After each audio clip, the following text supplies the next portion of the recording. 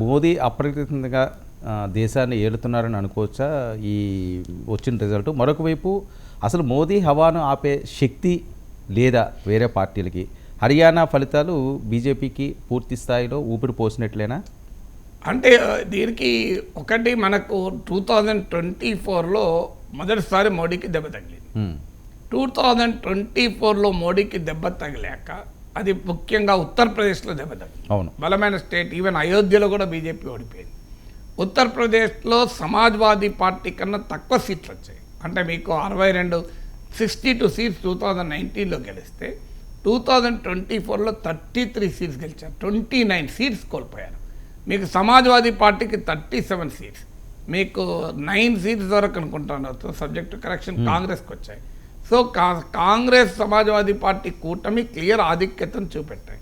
అందులో సమాజ్వాదీ పార్టీయే బీజేపీ కన్నా ఎక్కువ సీట్లు వచ్చాయి. అంటే మోడీ ప్రభావానికి తగిన పెద్ద దెబ్బ. ఈవెన్ గుజరాత్లో కూడా ఒక సీటు బీజేపీ ఓడిపోయింది. మీకు రాజస్థాన్లోనైతే 11 సీట్స్ ఓడిపోయింది. లాస్ట్ 2014 ఎలక్షన్స్ 2019 ఎలక్షన్లో 25 సీట్స్ బీజేపీ గెలుచుకుంది. అక్కడ ఈసారి 11 సీట్స్ ఓడిపోయింది.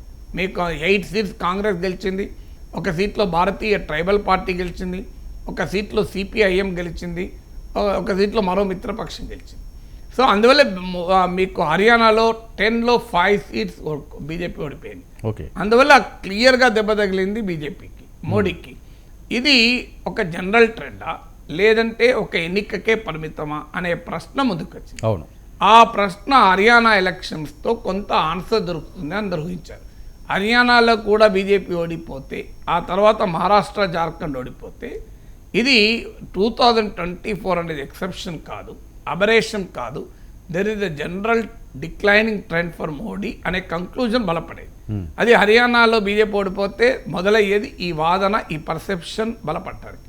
తాత్కాలికంగా బీజేపీ ఆ పర్సెప్షన్ బ్రేక్ చేయగలిగింది. ఎందుకంటే జమ్మూ కాశ్మీర్ ఎన్నిక దేశ రాజకీయ స్రవంతిని రిప్రజెంట్ చేయదు.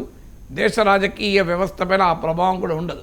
అయినా జమ్మూ కాశ్మీర్లో గెలిచింది కాంగ్రెస్ కాదు, నేషనల్ కాంగ్రెస్. అందువల్ల జమ్మూ కాశ్మీర్కి ఉన్న ప్రత్యేక సిచ్యువేషన్ వల్ల అది ఇష్యూ కాదు.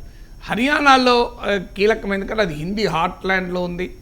సో ప్రధానమైన బీజేపీ స్ట్రాంగ్ హోల్డ్స్లో ఉంది కనుక హర్యానాలో కనుక ఓడిపోయి ఉంటే ఒక బలమైన పర్సెప్షన్ దేశవ్యాప్తంగా ఏర్పడేది. అది మహారాష్ట్రలో జార్ఖండ్లో కూడా బీజేపీకి ఒక ఛాలెంజ్గా మారేది. కానీ ఆ పరిస్థితిని, ఆ పర్సెప్షన్ను మాత్రం తాత్కాలికంగా బీజేపీ బ్రేక్ వేయగలిగింది. అంటే 2024లో 240 సీట్స్కి బీజేపీ పడిపోయింది. 303 సీట్స్ 2019లో ఉంటే 2024 నాటికి 240కి పడిపోయింది. 63 సీట్లు తగ్గాయి. మామూలుగా డిక్లైన్ కాదు. సో ఆ డిక్లైన్ వల్ల కలిగిన ఒక పర్సెప్షన్ డిసడ్వాంటేజ్ను, నెగటివ్ పర్సెప్షన్కు హర్యానా రిజల్ట్తో బ్రేక్ వేయగలిగింది.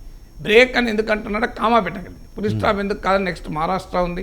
అది హర్యానా కన్నా కీలకమైన రాష్ట్రం. ఎందుకంటే హర్యానాలో 10 లోక్సభ సీట్లు ఉంటే మహారాష్ట్రలో 48 లోక్సభ సీట్లు ఉన్నాయి. మహారాష్ట్ర ఇది లార్జెస్ట్ స్టేట్. మీకు అందువల్ల మహారాష్ట్ర అనేది మరీ ముఖ్యం. దాంతోపాటు జార్ఖండ్ ఉంది, హర్యానా కన్నా పెద్ద రాష్ట్రం. దాని తర్వాత మీకు చిన్న రాష్ట్రమైన ప్రతిష్టాత్మకమైన ఢిల్లీ ఉంది.